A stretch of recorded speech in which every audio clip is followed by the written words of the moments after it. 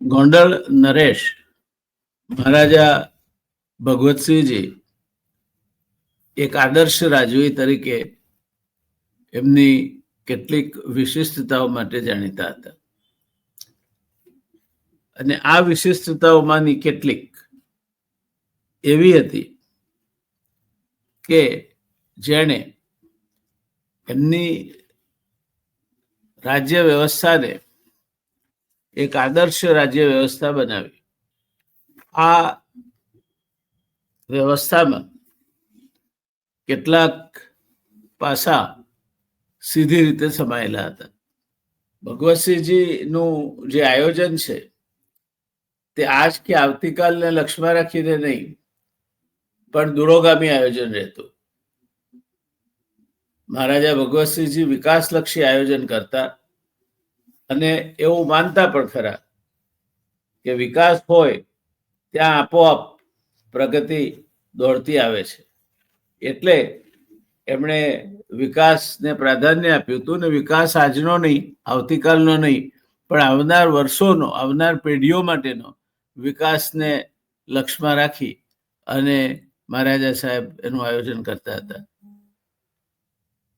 એમની માન્યતા સ્પષ્ટ હતી કે વિકાસ હોય તો જ પ્રગતિ થાય, તો જ લોકોને રોજીરોટી મળે અને પ્રજા સુખી થાય.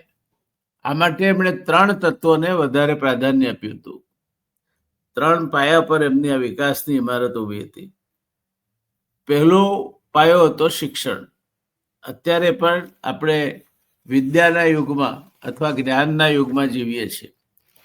એલ્વિન ટોફલર નામનો મહાન વિચારક થઈ ગયો.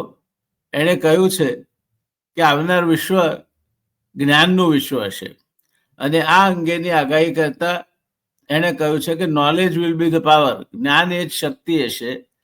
And who has earliest access to the knowledge shall be the most powerful.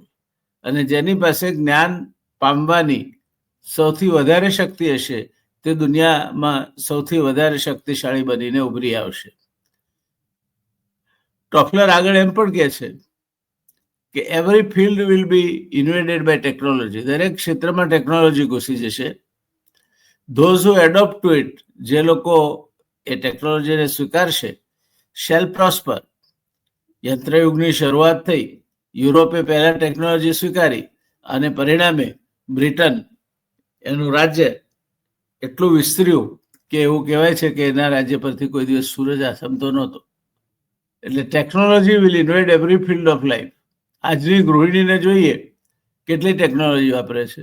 A mobile વાપરે છે, નેટ સર્ફિંગ કરે છે, ટેલિવિઝન ચલાવે છે, વળી નેટફ્લિક્સ પર ફિલ્મો પણ જુએ છે,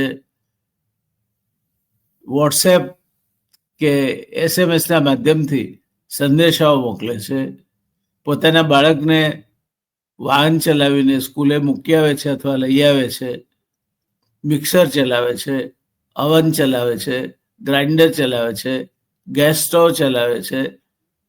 આવી કેટલીય ટેકનોલોજી સાથે એક ગૃહિણીને પનારો પાડવાનો આવે અને એ ગૃહિણી જો એ માટે સક્ષમ ના હોય તો એ પાંગળી બની જાય. ભગવતસિંહજીને કદાચ એનો સૌથી વધારે ખ્યાલ હતો અને એટલે ગોંડલ એક એવું રાજ્ય હતું જ્યાં કન્યા કેળવણી એમણે ફરજિયાત કરી હતી. ગોંડલની કન્યા લાવવી એ ગૌરવ ગણાતું, કારણ કે ગોંડલની દીકરીઓ ભણેલી હતી અને ભણેલી હોવાના કારણે દ્રષ્ટિવંત હતી. એમનો વિચારોનો વિકાસ થયેલો હતો. એટલે એ જાય જે ઘરે તે ઘરને પણ ઉજાળતી ને બાપના ઘરને પણ ઉજાળતી. આમ ગોંડલની કન્યાઓનું મહત્વ સારું એવું વધી ગયું હતું. ગોંડલની કન્યાઓ ભણેલી જ હોય તેવી છાપ આખા સૌરાષ્ટ્રમાં પડી હતી. રાજકોટમાં મારે એક વખતે એક મિત્રને ત્યાં જમવાનું થયું. એ ઉદ્યોગપતિ હતા. એમના બંગલે ગયા આવે ત્યારે એની પરસાળમાં હિંચકા પર એમના પિતાશ્રી બેઠા હતા અને બાજુમાં નીચે પેલો પાથરણો નાખીને એમના પત્ની બેઠા હતા. એ છાપું વાંચતા હતા અને પેલા કાકા સાંભળતા હતા. એટલે મારાથી સાહજિક રીતે પેલા મિત્રને પૂછાઈ ગયું કે ફાધરને આંખની કઈ તકલીફ છે. ત્યારે પેલા દાદાએ જાતે જ જવાબ આપ્યો કે ના ભાઈ ના, મને કોઈ તકલીફ નથી, પણ હું રાજકોટમાં જન્મ્યો, રાજકોટ રાજમાં ઉછર્યો અને મોટો થયો, ભણ્યો નથી, અને મારી પત્ની ગોંડલ રાજમાંથી આવે છે, ભણેલી છે, એટલે છાપું વાંચી સંભળાવે છે મને, હું સાંભળું છું, અને એ રીતે મારી એ ભણતરની ખોટ મારી પત્ની પોતાના જ્ઞાનથી પૂરે છે. આ ગોંડલની કન્યા. બીજું મહત્વ ભગવતસિંહજીએ ખેડૂતોને આપ્યું. ખેડૂત જગતનો તાજ છે. ભારત જ્યારે આઝાદ થયું ત્યારે માત્ર 5 કરોડ ટન અનાજ પેદા કરતો હતો. આપણે PL 480ના ઘઉં ને ઓસ્ટ્રેલિયાની નજરે જોવી પણ ન ગમે એવી માઇલો જુવાર ભીખ માગીને લાવતા ને રેશનિંગની દુકાને એનું વિતરણ થતું. દૂધના ઉત્પાદનમાં તો આપણે ક્યાંય નહોતા. કેર નામની એક સંસ્થા આપણને દૂધનો પાવડર ભેટ આપતી, અને એ આપણા બાળકોને આપણે પૂરક પોષણ તરીકે, પૂરક આહાર તરીકે દૂધ બનાવીને પીવડાવતા. આજે ભારત 45 કરોડ ટન કરતાં વધારે અનાજ પેદા કરે છે, અને એ વખતે જે વસ્તી હતી એના કરતાં લગભગ 5 ગણી વસ્તી થઈ હોવા છતાં પણ પોતાની ખાદ્યાન્નની એટલે પેટનો ખાડો પૂરવાની જરૂરિયાતને પહોંચી રહે છે, થોડું નિકાસ પણ કરે છે. શાકભાજીના ઉત્પાદનમાં ભારત વિશ્વમાં બીજા નંબરે છે. ફળફળાદીના ઉત્પાદનમાં ભારત વિશ્વમાં બીજા નંબરે છે. દૂધના ઉત્પાદનમાં ભારત વિશ્વમાં પહેલા નંબરે છે. આ શ્રેય આપણને આપવાનું અને એક દેશ તરીકે ગૌરવાન્વિત કરવાનું કામ આપણા કિસાન એટલે કે ખેડૂતે કર્યું છે. ભગવતસિંહજી આ મહત્વ પહેલાથી પહેચાનતા હતા, અને ખેતીને અને ખેડૂતને એમના રાજ્યમાં ઉત્તેજન મળતું. પરિણામે ગોંડલ એક એવું રાજ્ય હતું જે ફૂડ સરપ્લસ હતું. દુષ્કાળ પડે ત્યારે પણ ગોંડલને જાજી મુશ્કેલી પડે નહીં અને ગોંડલ નભી જાય એ પ્રકારની ખેતી ત્યાં વિકસી હતી. એટલે બીજું મહત્વ એમણે કન્યા કેળવણી પછી ખેડૂતને આપ્યું. ત્રીજું મહત્વ, ખેડૂતોની ચિંતા કર્યા બાદ, ખેડૂતને સમૃદ્ધ બનાવ્યા બાદ, ગોંડલ રાજ્ય અનાજની સ્થિતિ બાબતમાં સ્વાવલંબી થઈ ગયું તે બાદ, બીજા રાજ્યો જ્યાં અનાજની આયાત કરતા હતા ત્યાં ગોંડલ રાજ્ય અનાજની નિકાસ કરતું હતું. ત્રીજી વાત કરીએ તો એમણે વ્યાપાર ધંધાને ઘણો આશ્રય આપ્યો. ચાણક્ય એવું કહ્યું છે કે આદર્શ રાજ્ય વ્યવસ્થા એને કહી શકાય જ્યાં વેપારી પોતાના થડે બેસીને ધમધોકાર વેપાર કરતો હોય, એને જરાય અસલામતી ન લાગે, અને જ્યાં ઘરેણાથી લદાઈને બહેનો ઉત્સવો માણતી હોય, એટલે કાયદોની વ્યવસ્થાની સ્થિતિ સારી હોય, સમૃદ્ધિ પણ હોય. એકલી સમૃદ્ધિ હોય તે ન ચાલે, કોઈ લૂંટી જાય, અને એકલી કાયદો વ્યવસ્થાની સ્થિતિને પકડીને બેસી રહીએ પણ સમૃદ્ધિ ના હોય તો ઘરમાં હણલા કુસ્તી કરતા હોય તે પ્રકારની પરિસ્થિતિનું નિર્માણ થાય. ભગવતસિંહજી પોતે તો વેપાર ઉદ્યોગને ઉત્તેજન આપતા જ હતા, પણ તે પોતે પણ ઉદ્યોગોના શહેરોમાં રોકાણ કરતા. કાઠિયાવાડમાં જે રેલવે થતી એ રેલવેમાં એમનું રોકાણ હતું, મુંબઈની ટ્રામવેમાં પણ એમનું રોકાણ હતું. આમ ઉદ્યોગો વગેરેમાં રોકાણ કરીને જે પૈસા એ કમાતા એનાથી રાજ્યનો વહીવટ ચાલતો, અને રાજ્યમાં ખેડૂત ઉપર અથવા વેપારી પર કોઈ કરવેરા નાખવામાં આવ્યા નહોતા. એવું આદર્શ રાજ્ય વ્યવસ્થાવાળું રાજ્ય એટલે ગોંડલ હતું. આમ કન્યા કેળવણી, કિસાન અને મહાજન એટલે કે વેપાર, આ ત્રણેયનો સમન્વય કરીને મહારાજા ભગવતસિંહજીએ ગોંડલ રાજ્યના વિકાસનો પાયો નાખ્યો. મહારાજા વારંવાર વિદેશ પર જતા અને ત્યાં જે સારું લાગે તે અપનાવતા પણ ખરા. ગોંડલના આયોજનમાં એ વાત સ્પષ્ટ રીતે જોઈ શકાય છે. પહોળા રસ્તાઓ જ્યાં મળતા હોય ત્યાં રાઉન્ડ અબાઉટ એટલે ચક્રાકારે જે ગોળ હોય તે, નિશાળો એ રીતે હોય રસ્તાની બાજુમાં કે જ્યારે બાળકોને નિશાળ જતી વખતે મુખ્ય રસ્તો ક્રોસ ન કરવો પડે, એટલે અકસ્માત ન થાય. આ આયોજનની ઝીણામાં ઝીણી બાબત એ ધ્યાનમાં રાખતા અને વિદેશ જાય ત્યારે ત્યાં સારું શું છે તે શીખી લાવતા. આપણી સંસ્કૃતિનો આમે પાયાનો સિદ્ધાંત છે કે આનો ભદ્રા ક્રતવો યંતુ વિશ્વતઃ, એટલે કે દરેક દિશામાંથી મારા મનમાં સારા વિચારો આવો.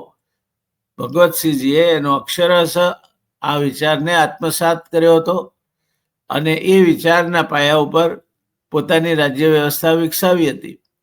આ કારણથી ભગવતસિંહજીની રાજ્ય વ્યવસ્થા એ જમાનામાં એક આદર્શ રાજ્ય વ્યવસ્થા ગણાતી હતી અને એ આદર્શ રાજ્ય વ્યવસ્થામાં નાગરિકો સુખી હતા, સમૃદ્ધ હતા, સલામતીનો કોઈ ડર નહોતો અને આયોજન એવું હતું કે માણસ પોતે શાંતિથી હાશકારો કરીને ઘરે જાય ત્યારે રહી શકે. આ વાત ખૂબ જ અગત્યની છે, કારણ કે જો આ ત્રણ વસ્તુ ના હોય તો ગમે તેટલી સમૃદ્ધિ તમારી પાસે હોય એનો કોઈ અર્થ નથી. એટલે આ બાબતમાં ભગવતસિંહજીને આપણે ખાસ યાદ કરવા જોઈએ. મેં જે વાત કરી એમાં રાજ્ય વ્યવસ્થાની વાત આવી. મેં કહ્યું કે રાજ્યના વેપારીઓ કે ખેડૂતો ઉપર કરવેરાનો ભારે બોજ મહારાજાએ નાખ્યો નહોતો. ઉત્તમ ગુણો હોય તો એનાથી ઉત્તમ ક્રિયા થાય, પણ ઉત્તમ વસ્તુ તમને અધિકાર વગર મળે તો એનો કોઈ અર્થ ના સરે. એટલે જ કહ્યું છે કે ઉત્તમ વસ્તુ અધિકાર વિના મળે તદપી અર્થ ન સરે. મત્સ્ય ભોગી બગલો મુક્તા ફળ દેખી ચંચુ ના ભરે જીવ તું સિદ્ધને ચિંતા કરે કૃષ્ણને કરવું હોય તે કરે. એટલે ઉત્તમ વસ્તુ પામવા માટે તમારામાં પણ પાત્રતા હોવી જોઈએ અને એ પાત્રતા મેળવવાનું એક પાયાનું સાધન શિક્ષણ છે, જેને ભગવતસિંહજીએ અત્યંત મહત્વ આપ્યું હતું. માણસના માટે કહેવાય છે કે સોબત તેવી અસર.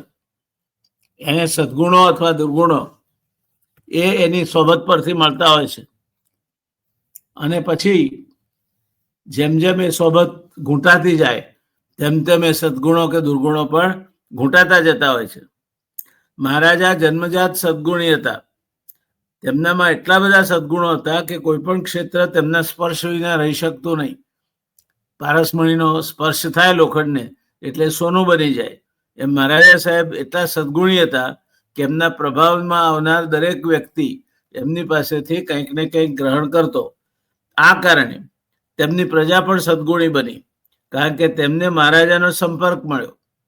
મહારાજાએ એક પક્ષીય ઉત્તમ કાર્યો કરવા માંડ્યા હતા. જોકે આને તેઓ પોતાનું કર્તવ્ય સમજતા હતા, કારણ કે બધા કાર્યો રાજ્યની તિજોરીમાંથી કરાતા હતા. સર સયાજીરાવ ગાયકવાડને સર માધવરાવે જ્યારે તાલીમ માટેના પ્રવચનો આપ્યા ત્યારે એક પ્રવચનમાં એમણે સ્પષ્ટ સમજ આપી હતી કે શ્રીમંત મહારાજાને માલુમ થાય કે વડોદરા રાજ્યની તિજોરીમાં સંગ્રહાયેલા કરવેરાના નાણાં એ પ્રજાના પરસેવાના પૈસાના નાણાં છે. એની એકે એક પાઈનો ઉપયોગ પ્રજાના હિત અર્થે થવો જોઈએ. ભગવતસિંહજીએ પણ આ સૂત્રને આત્મસાત કર્યું હતું. મહારાજાએ પોતે તો ઉત્તમ કાર્ય કર્યા જ, પણ બધા કાર્યો રાજ્યની તિજોરીમાંથી થતા હતા. રાજ્યની તિજોરી છલાછલ ભરવી એ રાજાનું કાર્ય હતું. તેમના પ્રજાહિતના આવા કાર્યો જોઈને પ્રજાએ વારંવાર તેમની કદર કરી.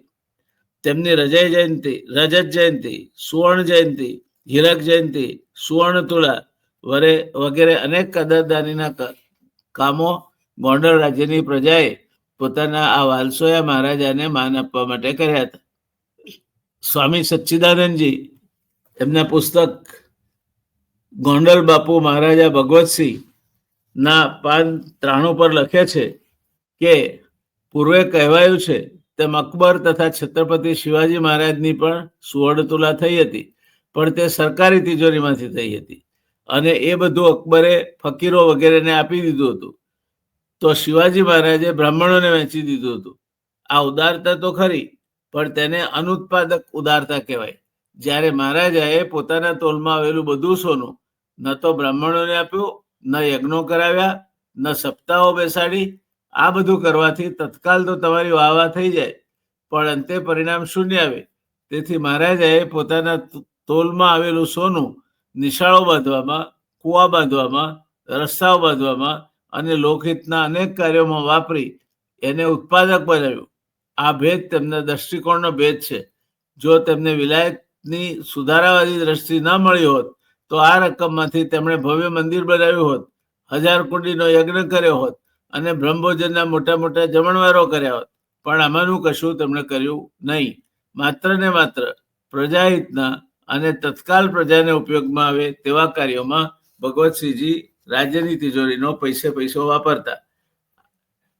આગળ ચાલીએ તો આજે જ્યારે મંદિરો બાંધવાની હોડ ચાલી છે અને જ્યાં જરૂર નથી ત્યાં પણ વગર જોઈતા મંદિરો બંધાઈને પ્રજામાં વિભાજન કરાવવામાં આવી રહ્યું છે અને મંદિરોને બિલકુલ કમર્શિયલ બનાવીને આવકનું સાધન બનાવવામાં આવ્યા છે, ત્યારે સ્વામી સચ્ચિદાનંદજી કહે છે કે બધા ધાર્મિક આચારોને નેવે મૂકીને મંદિરોમાં 3-3, 4-4 પ્રકારના રસોડા રાખવામાં આવી રહ્યા છે અને જેવી ભેટ તેવું ભોજન વાળો નીચ સિદ્ધાંત અમલમાં મુકાઈ રહ્યો છે.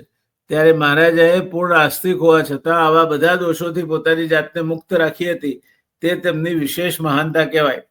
મહાનતા અને સફળતા કદર ભૂખી ના હોવી જોઈએ. તમે કદરની લાલસામાં તમારી જાતના ફોટા છપાવો અને તમારી જાતની વાહી કરાવો અને તમારા પુતળા મુકાવો અને તમારા મંદિરો બને એ વાતને પ્રોત્સાહન આપો, એ સ્વામી સચ્ચિદાનંદજીના મત પ્રમાણે પણ યોગ્ય નથી. મહાનતા અને સફળતા કદર ભૂખી ન હોવી જોઈએ. પણ આપણે માનીએ કે ના માનીએ, આવી ભૂખ થોડા ઘણા અંશે સૌને હોય છે. તેમાં પણ જેમને કદર કરનારો વર્ગ નથી મળતો અને તેમના ઉત્તમ કાર્યો કદર વિના રહી જતા હોય છે, તે કાર્યકર્તાઓ અંતે આઘાત પામતા હોય છે. ચાણક્ય આવી પ્રજાને કુગ્રામવાસ કહીને ધિક્કારે છે અને મનને અગ્નિ વિના બાળનારું તત્વ કહે છે. પણ મહારાજાના સદભાગ્ય હતા કે તેમના સંપર્કથી પ્રજા પણ કદરદાન બની.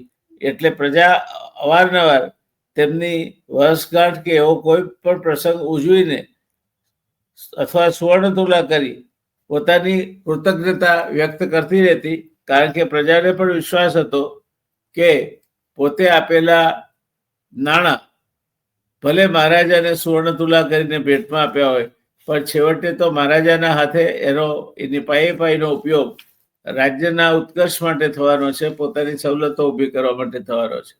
આમ રાજ્ય એ એવું કલ્યાણ રાજ્ય હોવું જોઈએ કે જેમાં બને તેટલા ઓછામાં ઓછા કરવેરા હોય. રાજાને માન સન્માન કે માન અકરામ આપવામાં આવે ત્યારે એ નાણાંનો ઉપયોગ એ રાજ્યના ઉત્કર્ષ માટેના, પ્રજાસુખ માટેના કામોમાં થાય. શિક્ષણની સારી વ્યવસ્થા હોય, કન્યા કેળવણી ફરજિયાત હોય, વેપારીઓ કોઈ પણ પ્રકારના ભય વગર થડે બેસીને બે ધડક વ્યાપાર કરી શકતા હોય અને કોઈ પણ સારા પ્રસંગે બહેનો ઘરેણાથી લદાઈને તહેવારો માણી શકતી હોય, ઉત્સવો માણી શકતી હોય, એ રાજ્ય એને સુરાજ્ય કહેવાય. અને આ બધામાં એના રાજા જે છે તે પ્રજાના કરવેરાના નાણાંમાંથી એક પાઇપ પણ પોતાના માટે વાપરવા ન રહેતા હોય, તે રાજા ભગવતસિંહજી જેવા આદર્શ રાજા કહેવાય. આજે ભગવતસિંહજી વિશે આપણે આટલેથી જ અટકીશું. ઘણું બધું કહેવા જેવું છે, કહેતા રહીશું. મળીએ ત્યારે. આવજો.